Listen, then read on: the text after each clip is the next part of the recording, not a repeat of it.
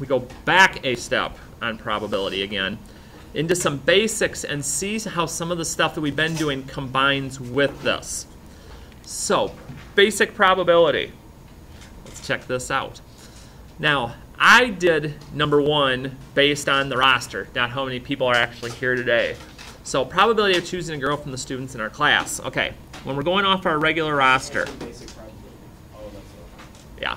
so that's a definition. Yeah, it's just the section title here. So we have 11 females in class on the roster. We have 23 students in the class on the roster. So my probability, if I were to just pick a person at random, would be my successes, which in this case would be a female, out of my total possibilities, 23. You're like, duh. I'm like, okay, this is good. But again, sometimes it can get a little more into just checking out detail, which again, why probability is such a great thing to do just before the ACT. Okay, a deck of cards. Now we need to know a few things here. For those of you that aren't familiar, how many cards are in the deck again? 52. Okay, 52 cards. How many of them are red? 26. Half of them. Oh, I was thinking like diamonds. So, if 26 of them, or half of them, somebody said, are red. Because there's 26 red ones out of 52. Now we can head your direction. Probability of getting a heart. 13. Yeah, because there's 4 suits in your deck of cards. So each of those suits has 13 cards in it. Okay, ace through king. So my probability of getting a heart would be 1/4, which again comes from having 13 out of 52.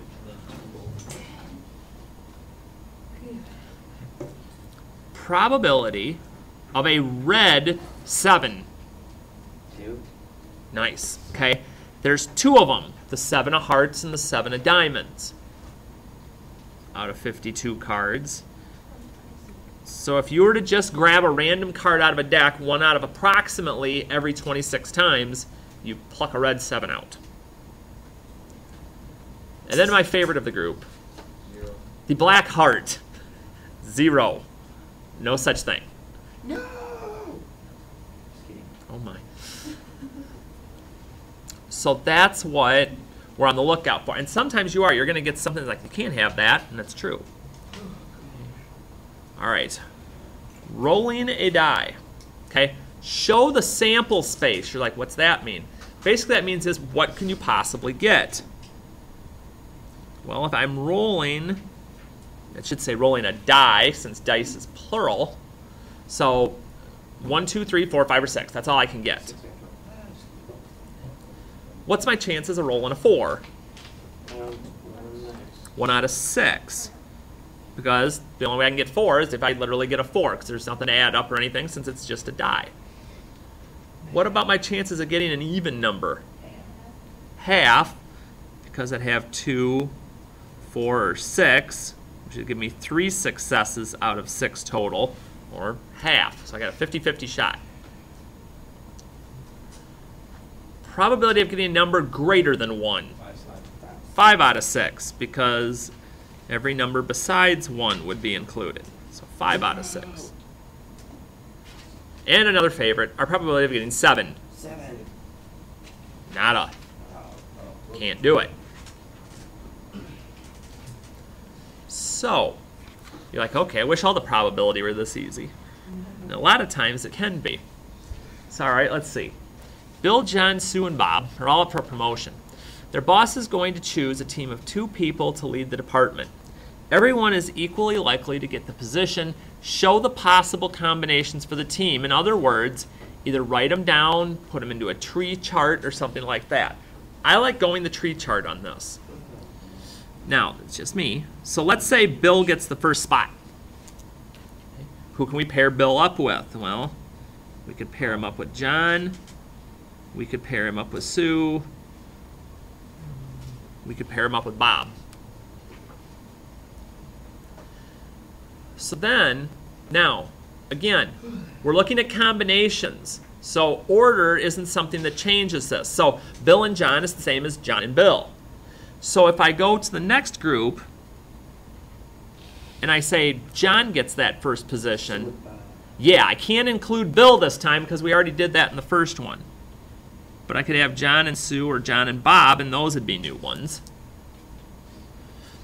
So then I'd work on it. I'd say, okay, well, what if Sue gets, Bob. okay? Right, because we've already got Sue with John. We've already got Sue with Bill. So the only new combination we'd have is Sue with Bob. Bob's And then, right, we can't do any individuals with Bob because Bob's already been paired up with all 3 people in my other charts. So, how many total possible combinations are there? 6. So there's 6 possible to work with. So that's going to be my denominator on all of these because that's my total number of options. So, my probability that Bill and Sue, that pair, gets the promotion. 1/6 because there's only one combination that has both of them. So 1 out of 6. Okay. Probability that Bob is one of the people getting the promotion. 3. Okay, 1/2 or 3 chances because with Bill, with John, with Sue, there's 3 chances out of 6 or 1/2. Help me in. Probability that we get a team made up of 2 men. Half. 1, 2, 3 of them, half again. Anything too bad so far? No. All right. This next part I've learned in my lesson from yesterday.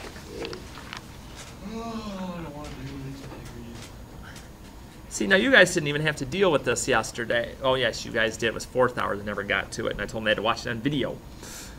All right. A couple is planning on having 4 children. What are they thinking about? They're stupid. Write out the possible outcomes. Remember, birth order would constitute a different outcome. Oh, boy. Okay, here we go. So with our first child, we can start with a boy or we can start with a girl. Oh, God. From there, our second child can be a boy. Oh, I needed to make this larger. Yes. Or a girl. And then again, we just keep expanding. Boy or a girl. This is the 3rd one. This is our third. Boy or a girl. One more time. That's what I'm saying. Just be thankful you don't have to be the person in charge of like figuring it out when there's huge amounts here. Like October. Well, yeah, Octomom would be a good example of. Or what's that family that is like 80? Johnny Caple's 8. The Duggars. No. Yeah, the Duggars. Yeah, that'd be another one. And then we have to do this one last time down here on the bottom with our girl combos. So again, we could have a boy or a girl. And then from that, we could have a boy or a girl. And then from there, we could have a boy or a girl. Mercy. Again, at least it's a smaller group. We're not doing this from like my personal family tree. My dad had 10 brothers and sisters. Wow. So think about how big that chart would get to be. Do they work on a farm? No. Are you serious? They're just in a regular house. Uh-huh. So, how many different options do we end up with? Well, let's see. 1, 2, 3, 4, 5, 6, 7, 8, 9, 10, 11, 12, 13, 14, 15. Okay, so there's 16 possibilities. Now, this is just my suggestion because me trying to follow a chart all the way along drives me crazy. So I'm going to take a moment, to in each of these just write down the possible combos. So like here, if I go straight up, we're looking at 4 boys. Heaven help them. Oh, this again. Boy, boy, boy, girl. Boy, boy, girl, boy. Boy, boy, girl, girl. Now we finally made it to the bottom here. So boy, girl, boy, boy, boy, girl, boy, girl, boy, girl, girl, boy, and boy, girl, girl, girl. Okay, so that'll cover my 8 up top, where I'm starting with a boy.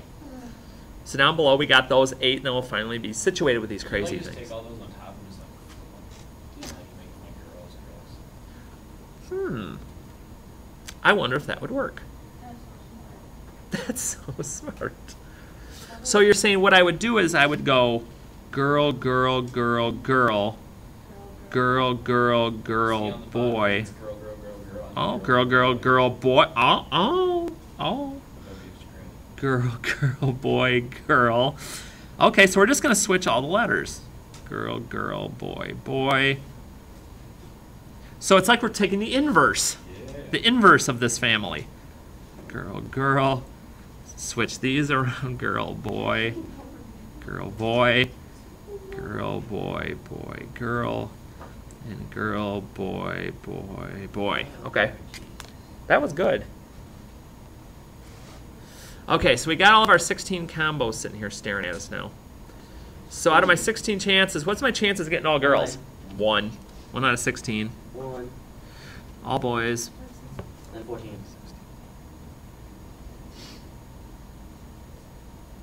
Close. Dang it. Because my only one where I wouldn't have at least one boy would be my 4 girls. All the rest of them, I'd have at least one boy. Whew. Mercy. Okay, so now we can start getting into some mixtures here where you can start to see where understanding the basics is important, but understanding how to apply it's going to be a little bit more important. So, probability rules. There's rules, yes. Okay, the probability of an event A is denoted by probability of A, probability of whatever it happens to be. The probability of anything occurring is a number between 0 if it never happens, and 1 if it happens every single time. The closer to 1, the more likely the event is, the larger percentage of opportunity it's going to be. The sum of the probabilities of outcomes in a sample space is 1. So if I write down every single possible combination that there's out there, they'll all add up to 1. And then the probability of an event not occurring is 1 minus the event of it also occurring, also called a complement. So, if the probability of an event occurring is 3 out of 5, what's the probability it doesn't? 5 out of 3. 2 out of 20. 2 out of 5.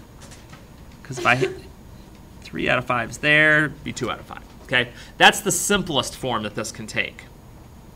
It won't always be that simple. Okay? For instance, compound events. Independent events are multiple events that do not affect each other.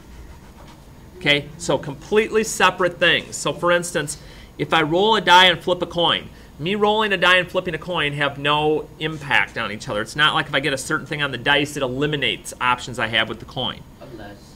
So, no unless. What is the probability that you will roll a 5? We'll stop there. 1 out of 6. Then flip a tail. And again, whenever you're doing compound events, you're multiplying those together. So my chances of getting a 5 and getting a tail would be 1 out of every 12. And that would be what's called theoretical probability, which means mathematically it should work that way. Now, you may do it 100 times and it doesn't work, and somebody else may get it 2 straight times. Okay? But again, theoretically that would happen. If I roll a pair of dice, what's the probability I roll a pair of 3s? Each time it's 1 out of 6 for each die, but I have to multiply them together. So 1 out of every 36 times. You know what kind of sucks about that? Like, say if you're playing a game and you see these like probabilities, you'll get them, but you always get them and you don't want that. But for some of you, it'll also let you start to see what your actual odds are and things. So when you play certain games, you might change your mind on what you're thinking. Be like, ooh, yeah. I'm gonna be like Kenny Rogers now. You're going to be like Kenny Rogers now. You're going to be the gambler. I don't really think about anything. All right, so now let's get a little more interesting. Oh, yeah. The chance of you passing test A is 40%. The chance of you passing test B is 20%. Ouch. Note that the tests are independent of each other. What's the probability of me failing A and failing B? So if my chance of passing A is 40%, what's my chance of failing it? 60. Okay, so fail on A would be 60. And if passing on B is 20, my fail on B is 80. Now, when you're doing these on a probability, I can still use percentages. So my probability of failing A is 60%. How would I write that as a decimal? Okay, so 0.6 times 0.8. Because I'd have each of my percentages as a decimal. So I have a 4/4800ths or a 48% chance that I fail them both. That's probably my odds. Okay. And again, it just is going to change slightly, but you've got to be careful in your reading to see the percentages. Okay, my probability of passing A, 40, and failing B 36. is 80. So what's going to be my percentage of passing A and failing B? 32%.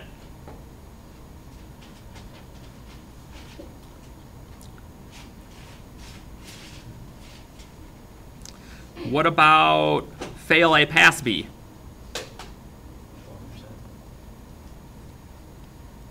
60% on failing A, 20% on passing B, 12%. And finally, passing both. That's not real good, but it's the way it is. 40% of passing A, 20% of passing B, 8%. Note that these are all of the possible outcomes. I pass both, I fail both, or I pass one and fail the other. What do the probability percentages add up to? 100. So anytime you go through every single possibility, they'll add up to 100, or add up to 1 if you're doing it as far as just counting goes. Okay? Now, but again, that's only if you do them all. So, well, what happens if the events aren't independent of each other? You know, like two separate tests, or rolling a die and flipping a card, or rolling a die and flipping a card. Oh boy. So like for instance, if the events depend on each other, you have the probability of A times the probability of B, given that the first thing happened.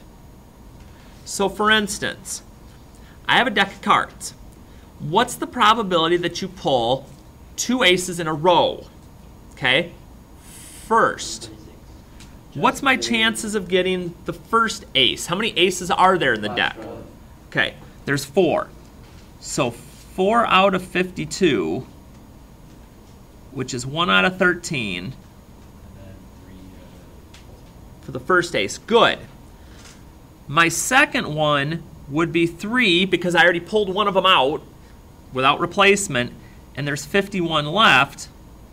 So I have a 1 out of 17 chance at pulling the second one. Now, I'm not going to keep them separate. You have to multiply those together. So your chances of pulling 2 aces, okay, so for any of you that are fans of playing cards and stuff, the chance of you getting dealt 2 aces at the start would be 1 out of every 221 times it happens. Gracious. So the odds aren't real good. But that's how you do that. But again, that's assuming that you get the ace on the first one. If you don't get the ace on the first one, you can't even get the second. Okay, example 2, a little closer to something we've done. 30 students in the class, 17 boys, 13 girls. We need to select a president and a vice president, 2 distinct things. What's the probability of having a female president and female vice president? The first one's going to be 13 out of 30, because there's 13 females and 30 students. 12 out of 20. Exactly. I used one of my females, so I only have 12 left, and I used one student in general, so I'm down to 29. And again, I'm assuming most of you are going to go to Math Enter on this. And again, I could turn that into a percentage too, which if I was talking more in this route, I wouldn't say there's a 26 out of 145 chance. I'd probably put it in the calculator ahead, and it's going to be a little under, what, a little under... It's about 18. Yeah, a little under 20. So we'd be prepared to do that either way. But then, there's even one more possibility with this. So that they're completely independent of each other, they're dependent on each other. A union of probabilities means there's parts that overlap. So if you have events that overlap, you would add their probabilities together and then subtract what they have in common. So here's how this goes. From a deck of cards, what's the probability of pulling a red card or a 2? Okay, let's do it in pieces. What's your chances of getting a red card? 26. 26 out of 52 or 2.5. 1/2. What's your chances of pulling a 2 out of a deck? Is this like once you took it out, right? No, it's just you're doing them completely independent of each other. So how many 2s are in a deck? Okay. So 4 out of 52, 113. which would be 1/13. 126. Now notice, you aren't multiplying them. Oh, cool. Now, let's see if there's something in common. Pulling a red card and a 2. Are there any red 2s in the deck? Most of them. Okay. So there are 2 red 2s. Whoops. So my chance of getting that would be 2 out of 52 or 1 out of 26. And I have to subtract that. So each individual then subtract the ones left over. They're like, uh-oh. We need the infamous common denominator, Yeah, buddy. which is what? 26. 26.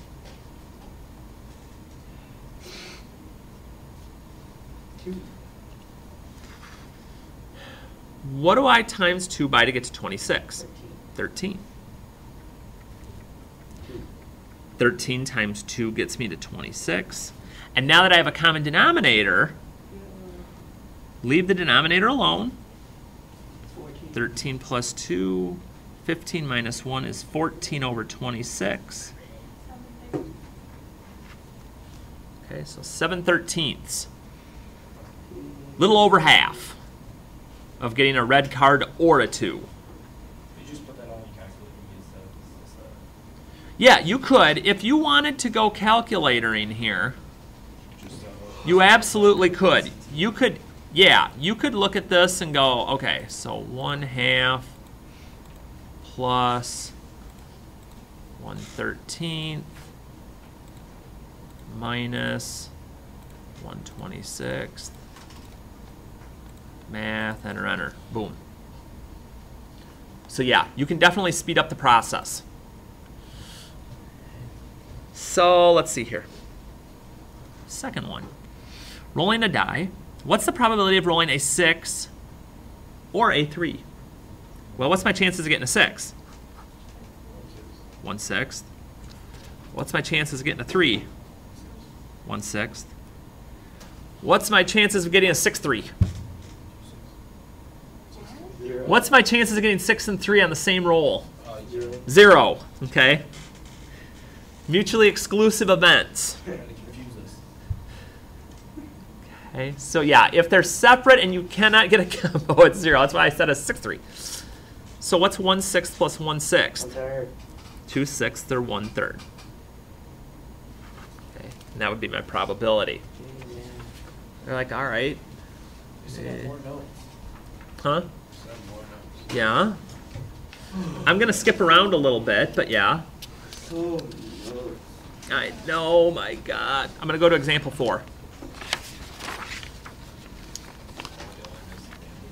I'm going to bounce around a little bit. Okay.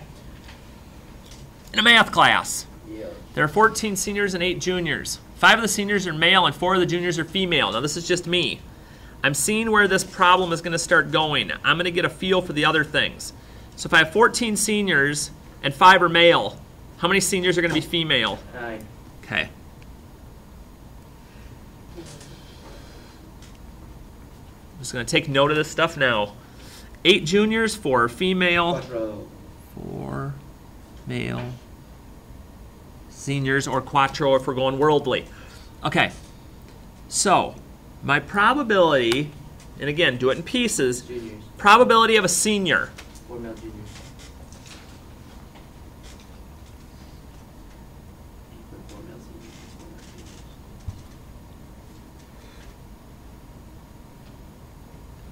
What's my probability of getting a senior at random?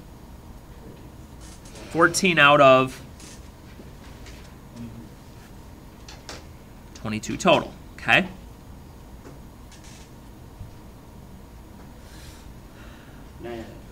Okay. Male would be 5 and 4. So 9 out of 22. Now, how many male seniors are there? 5. So minus 5 out of 22. And looky, looky, we even got a common denominator already. 14 plus 9 is 23, minus 5 is 18 out of 22, which reduces to 9 out of 11. A little over 80%.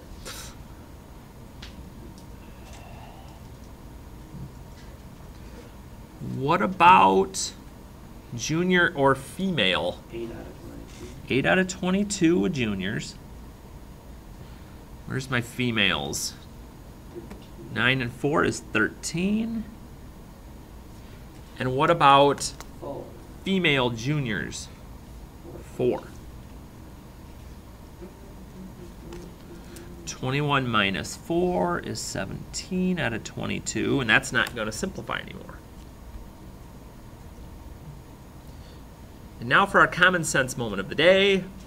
Probability of it being a junior or a senior.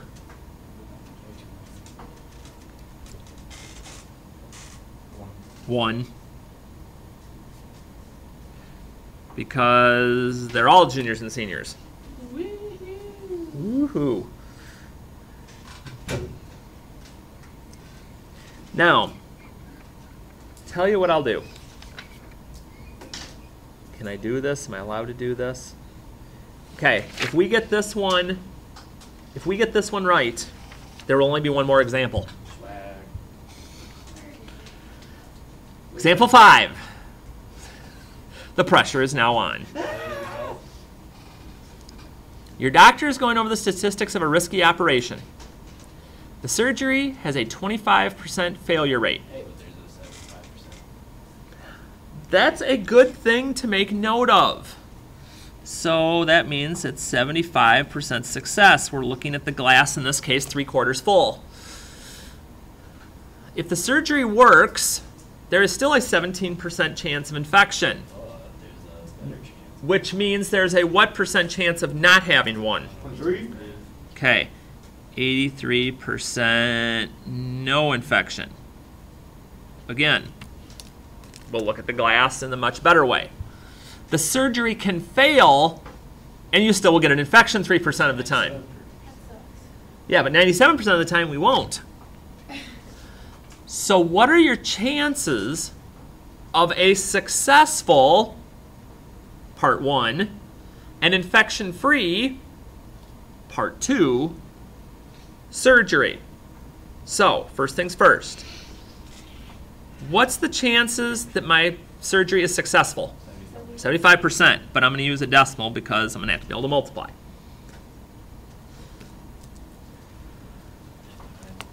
What's my chances that we're infection-free? 0.83. So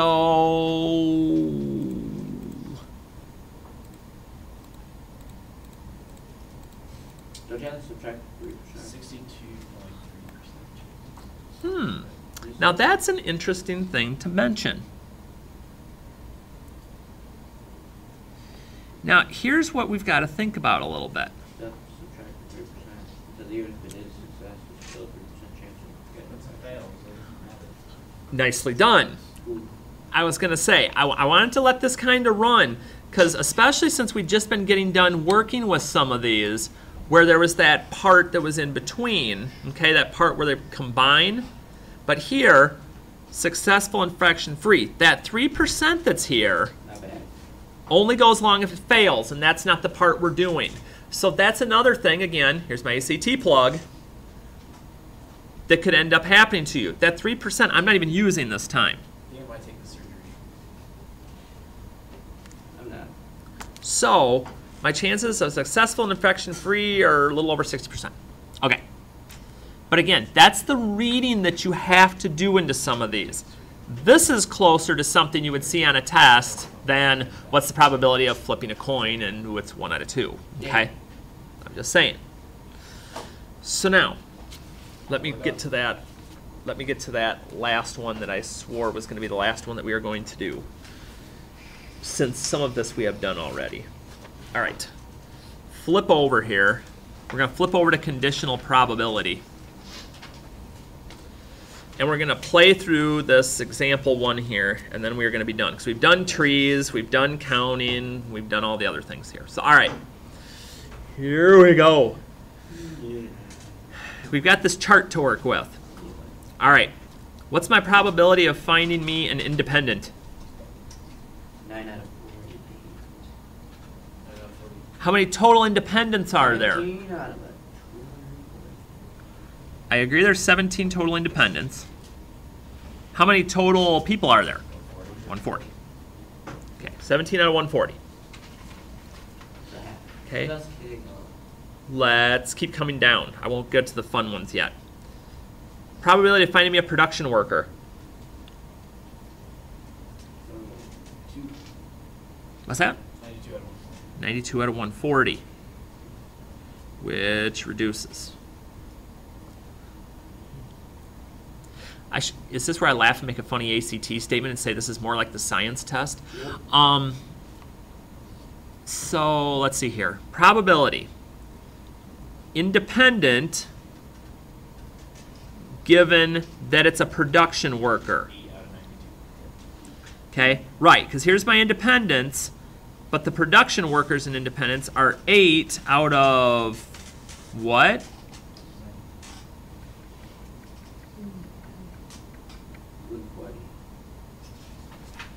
Because it's still out of the total number of possibilities, which is the total number of workers, I guess we would say, we're looking for. So 2 out of 35.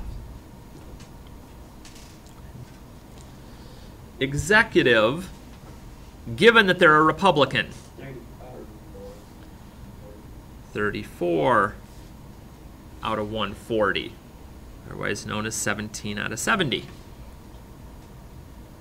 And now is when we go back one more time. That little word in the middle means everything. Or we do 2 separate parts. Independent would be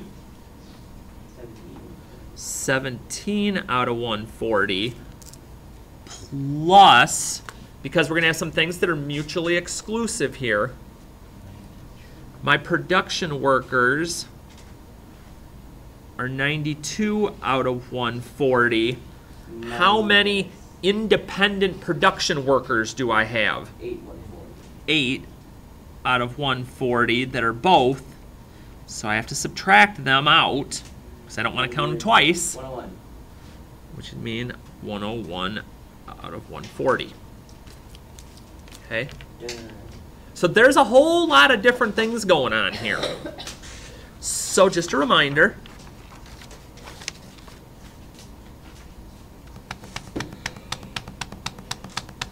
this is the assignment.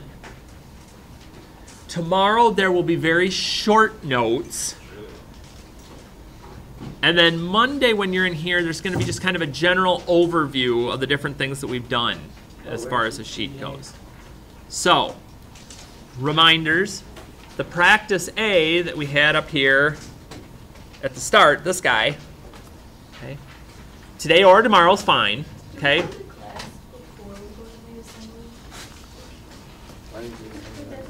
And then this, there will be answers up tomorrow, but then you also could turn it in on Monday and still be on time.